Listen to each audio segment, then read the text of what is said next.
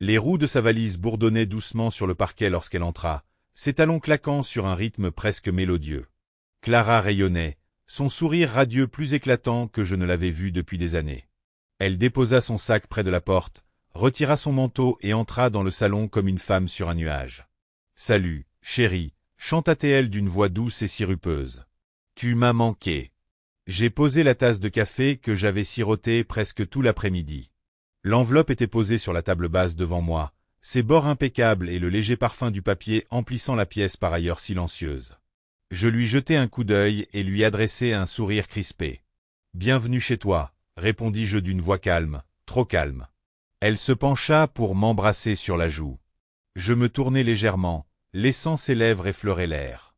Une lueur traversa son visage, de la confusion peut-être, mais elle disparut en un instant. Clara était douée pour effacer les émotions qu'elle ne voulait pas que les autres voient. C'est comme ça qu'elle m'avait dupé pendant si longtemps. « Comment s'est passé le voyage ?» demandai-je en m'adossant au canapé.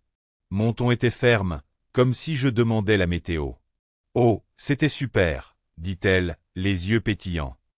Occupé, mais enrichissant. Je pense que la cliente est vraiment satisfaite de notre présentation. C'est formidable, ai-je répondu. Elle a commencé à déballer son sac à main, en sortant son téléphone, un rouge à lèvres et les autres objets qu'elle avait toujours sur elle. C'est alors que son regard se posa sur l'enveloppe. Son mouvement s'immobilisa. Ses yeux se plissèrent légèrement, l'éclat s'estompant légèrement. « Qu'est-ce que c'est » demanda-t-elle. « Quelque chose que tu devrais probablement lire, » dis-je en faisant un geste. « Vas-y. » Ses doigts planèrent un instant sur l'enveloppe avant qu'elle ne la ramasse. Elle me jeta un coup d'œil, son sourire toujours figé, mais il n'atteignait plus ses yeux. Elle ouvrit l'enveloppe et en sortit les pages soigneusement pliées. Ses yeux parcoururent la première ligne, puis la suivante, et je vis la couleur disparaître de son visage. « Qu'est-ce que c'est » murmura-t-elle. Je croisai une jambe sur l'autre, un bras posé sur le dossier du canapé. « C'est une transcription de tes SMS avec Greg, » ai-je dit. Elle releva brusquement la tête, les yeux écarquillés de panique. « Je ne vois pas ce que tu veux dire. »« N'insulte pas mon intelligence, Clara, » dis-je d'une voix enfin plus aiguë. « Je sais. Je sais pour l'hôtel, les week-ends, les dîners d'affaires. Je sais tout. » Elle ouvrit la bouche, puis la referma. Ses mains tremblaient tandis qu'elle serrait les papiers. « Comment as-tu fait » balbutia-t-elle. « Peu importe comment, » dis-je. « L'important, c'est que ce soit fini. »« Fini » répéta-t-elle d'une voix brisée. « De quoi parles-tu » Je me levai, la dominant de ma hauteur, tandis que je baissais les yeux. « Fini, Clara. Ce mariage, cette mascarade, tout ça. Tu me mens depuis des mois, peut-être plus. J'ai été patiente, j'ai été gentille, et c'est comme ça que tu me remercies ?» Ses lèvres tremblèrent. Les larmes lui montèrent aux yeux, mais je n'éprouvai aucune pitié. « Plus maintenant. James, s'il te plaît, » supplia-t-elle. « Parlons-en. Je peux t'expliquer. »« Explique-moi, » dis-je en riant amèrement. « Comment pourrais-tu bien expliquer, Clara, que tu te sentais négligée, que tu avais besoin d'attention. D'accord, mais tu as choisi la trahison, et maintenant tu vas en subir les conséquences. » Ses larmes commençaient à couler, mais je me suis détourné et me suis dirigé vers la cuisine. « Tu veux boire » ai-je demandé par-dessus mon épaule. « Tu en auras peut-être besoin. » Elle ne répondit pas.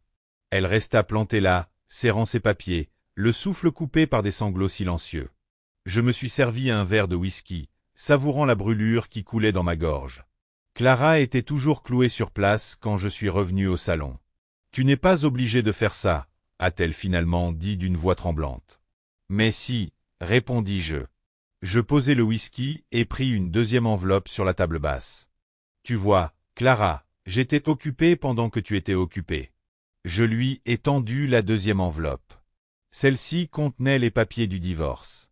« Non, » murmura-t-elle en secouant la tête. « Non, tu ne peux pas vouloir dire ça. »« Je n'ai jamais voulu dire ça autrement, » dis-je. « Tu verras que tout est en ordre. La maison sera vendue et les bénéfices seront partagés. Ta voiture est à toi, et j'ai déjà retiré mon nom du titre de propriété. J'ai même fait emballer tes affaires et les faire envoyer chez ta sœur. James, s'il te plaît, cria-t-elle en me prenant le bras. On peut surmonter ça. On peut aller voir un thérapeute. Je ferai n'importe quoi. J'ai retiré mon bras, le visage dur. N'importe quoi? Le moment était venu de faire n'importe quoi avant que tu décides de nous séparer. J'en ai fini, Clara. Tu ne peux plus me manipuler. Ses épaules s'affaissèrent et elle s'affaissa sur le canapé, le visage entre ses mains.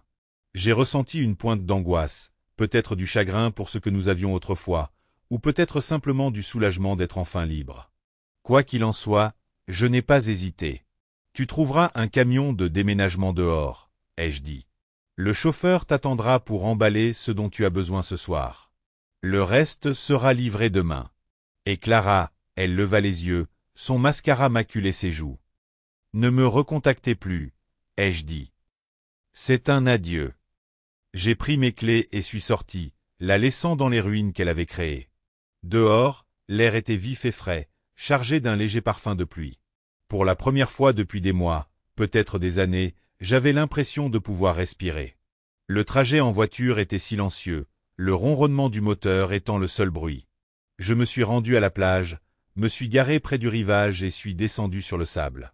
Le soleil se couchait, baignant le monde de teintes dorées et cramoisies. C'était magnifique, paisible, le genre de paix dont j'avais tant rêvé.